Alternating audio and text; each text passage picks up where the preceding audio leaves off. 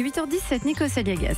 La maire du 7e arrondissement de Paris et députée européenne, Rachida Dati, est votre invitée. Audrey Crespo-Mara, bonjour. Bonjour Rachida Dati. Bonjour.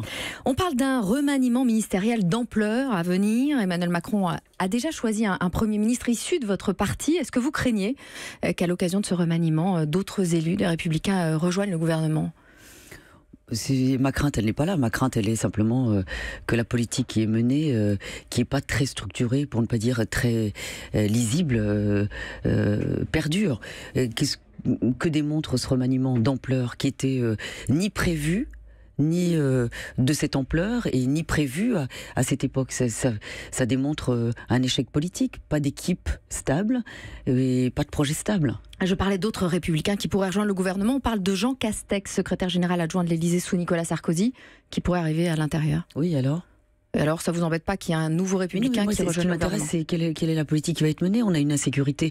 Regardez le constat de réalité que nous on dénonce depuis des mois et des mois sur la délinquance, sur l'insécurité, sur les violences urbaines, sur le communautarisme. Regardez le constat glaçant qu'a fait Gérard Collomb au moment de partir. Donc moi, c'est de savoir comment on résout ça, quelle est la politique qui va être menée pour faire diminuer cette délinquance-là. On va parler de Gérard Collomb. En tant qu'ancienne garde des Sceaux, estimez-vous que Nicole Belloubet doit rester place Vendôme ?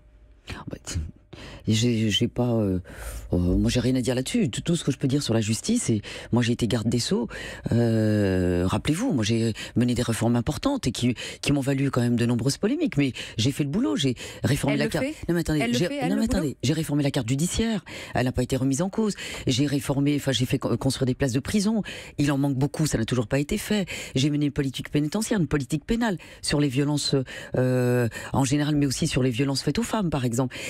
Sur les prisons, sur la rétention de sûreté, la révision de la Constitution. Donc mon bilan est quand même... Non mais mon bilan est important. Qu'est-ce que vous rattachez aujourd'hui à Nicole Belloubet en termes de politique pénale ? L'insécurité qu'on constate, il faut une politique pénale pour la réprimer. Quelle est la politique pénale du gouvernement aujourd'hui ? Moi, je la connais pas. Si vous la connaissez, donnez-la moi. Rachida Dati, en partant, Gérard Collomb a lancé l'alerte sur les quartiers perdus de la République. Les territoires perdus de la République, Georges Bensoussan avait publié ce livre remarqué, très critiqué à l'époque, dès 2002. Donc de telles informations, vous les aviez quand vous étiez ministre de la Justice il y a 10 ans. Mais j'ai fait diminuer, moi, les violences urbaines. J'avais une politique pénale qui était extrêmement ferme. La rétention de sûreté, que la gauche a essayé de supprimer, qui existe, et heureusement, pour les criminels dangereux. Les peines planchées pour les récidivistes qui marchaient très bien. Elle était supprimée par la gauche. Moi, la politique pénale, je l'ai assumée. Moi, j'ai effectivement la répression vis-à-vis des délinquants, des voyous, je l'ai assumée et je l'ai menée de bout en bout. Mais la situation dans les quartiers ne cesse d'empirer. Ah non, mais elle a reflambé. Mais vous savez, c'est simple, hein, quand vous n'avez pas de politique pénale en contre des voyous, ils continuent à être délinquants. Et la délinquance, regardez depuis le début de l'année, les violences crapuleuses ont augmenté, je crois, de 8 ou 9%. Et les violences, d'une manière générale, la délinquance en moyenne a augmenté entre 8 et 10%. Quelles sont les réponses à cela ? Tant que vous n'aurez pas de politique pénale et de réponse pénale, ça ne servira à rien. C'est-à-dire que ça va continuer de flamber. Le communautarisme, comment on y répond ? Rachida Dati, Marine Le Pen, Nicolas Dupont-Aignan et 7 autres députés veulent faire payer aux détenus leur incarcération. Qu'en pense l'ancienne garde des Sceaux que vous êtes ? Faut-il faire payer aux détenus ? Et s'ils ne payent pas, qu'est-ce qu'on fait ? On les remet dehors ? Mais la majorité des détenus sont pas solvables. Moi, en tout cas, en tant que garde des Sceaux, mon objectif était que les détenus indemnisent les victimes. C'est pour ça que toutes les prisons que j'ai fait construire ont toutes des endroits où il y a des ateliers pour travailler. C'est-à-dire qu'ils travaillaient pour indemniser les victimes. Mais le problème de la justice en France, et notamment sa paupérisation, c'est que c'est un des rares, pour ne pas dire le seul, service public totalement gratuit. Moi, j'avais instauré pour certains contentieux, notamment au civil, ce qu'on appelle un timbre, un droit de timbre, que la gauche a enlevé. Regardez, vous allez à l'hôpital, vous payez un ticket modérateur. Donc ça devrait devenir payant, la prison ? Moi, je pense qu'il y a certains accès à la justice, certains contentieux sur lesquels on devrait, en tout cas, payer une forme de ticket modérateur. La justice ne peut pas être totalement gratuite indéfiniment, parce qu'effectivement, c'est un service qui, dans certains contentieux, qui peut-être, on sait dès le départ que par exemple, le contentieux n'est pas opérant ou qui n'a pas prospéré, peut-être que si on responsabilisait les gens par un timbre ou un genre de ticket modérateur, peut-être que la justice porterait déjà un peu mieux. Rachida Dati, après les États-Unis et l'Europe, voilà que le populisme arrive au Brésil. Puisque le phénomène touche le monde entier, faut-il en déduire que c'est une réaction des peuples à la mondialisation libérale ?